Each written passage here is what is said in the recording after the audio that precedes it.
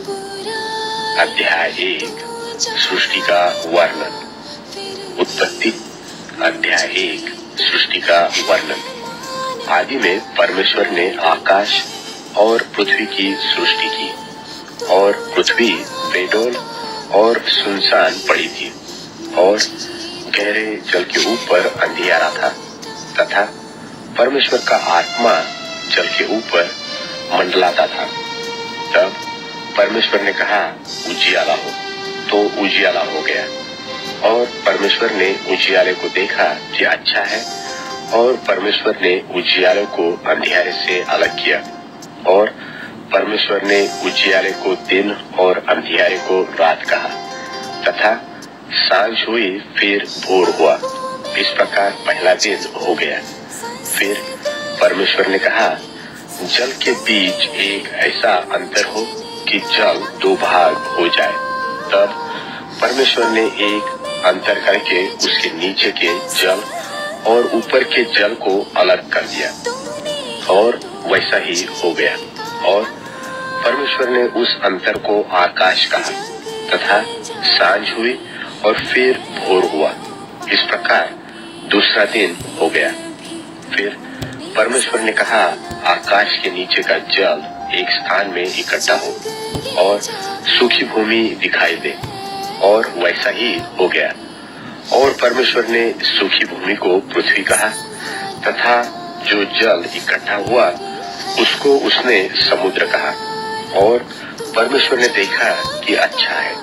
फिर परमेश्वर ने कहा, पृथ्वी से हरी घास तथा बीज वाले छोटे छोटे पेड़ और फलदायी वृक्ष भी, जिनके बीज उन्हीं में एक एक की जाति के अनुसार होते हैं, पृथ्वी पर उगे, और वैसा ही हो गया।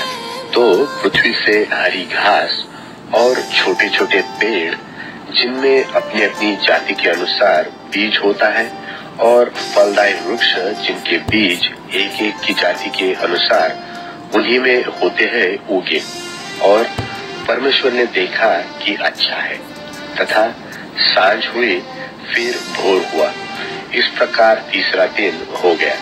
फिर परमेश्वर ने कहा, दिन को रात से अलग करने के लिए आकाश के अंतर में ज्योतियां हो, और वे चिन्हों और नियत समयों और दिनों और वर्षों के कारण हो। और वे ज्योतियां आकाश के अंतर में पृथ्वी पर प्रकाश देने वाली भी ठहरे, और वैसा ही हो गया। तब परमेश्वर ने दो बड़ी ज्योतियां बनाई। उनमें से बड़ी ज्योति को दिन पर प्रभुता करने के लिए, और छोटी ज्योति को रात पर प्रभुता करने के लिए बनाया। और तारागण को भी बनाया। परमेश्वर ने उनको आकाश के अंतर में इसलिए रखा कि वे पृथ्वी पर प्रकाश दें, तथा दिन और रात पर प्रभुता करें, और उजियाले को अंधियारे से अलग करें। और परमेश्वर ने देखा कि अच्छा है। तथा सांझ हुई, फिर भोर हुआ। इस प्रकार चौथा दिन हो गया। फिर परमेश्वर ने कहा, जल जीवित प्राणियों से बहुत ही भर जाए, और पक्षी पृथ्वी के ऊपर आकाश के अंतर में उड़े।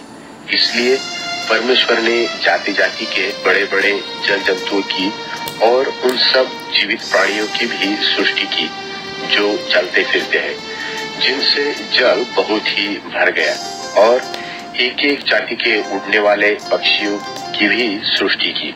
और परमेश्वर ने देखा कि अच्छा है।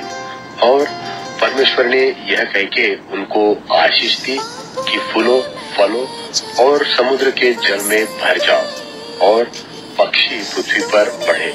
तथा सांझ हुई, फिर भोर हुआ। इस प्रकार पांचवा दिन हो गया। फिर परमेश्वर ने कहा, पृथ्वी से एक एक जाति के जीवित प्राणी, अर्थात घरेलू पशु और रेंगने वाले जंतु और पृथ्वी के वन पशु, जाति जाति के अनुसार उत्पन्न हो, और वैसा ही हो गया। सो परमेश्वर ने पृथ्वी के जाति जाति के वन पशुओं को, और जाति जाति के घरेलू पशुओं को, और जाति जाति के भूमि पर सब रेंगने वाले जंतुओं को बनाया। और परमेश्वर ने देखा कि अच्छा है। फिर परमेश्वर ने कहा, हम मनुष्यों को अपने स्वरूप के अनुसार अपनी समानता में बनाए और वे समुद्र की मछलियों और आकाश के पक्षियों और घरेलू पशुओं और सारी पृथ्वी पर और सब रेंगने वाले जंतुओं पर जो पृथ्वी पर रेंगते हैं अधिकार रखे। तब परमेश्वर ने मनुष्य को अपने स्वरूप के अनुसार उत्पन्न किया। अपने ही स्वरूप के अनुसार परमेश्वर ने उसको उत्पन्न किया।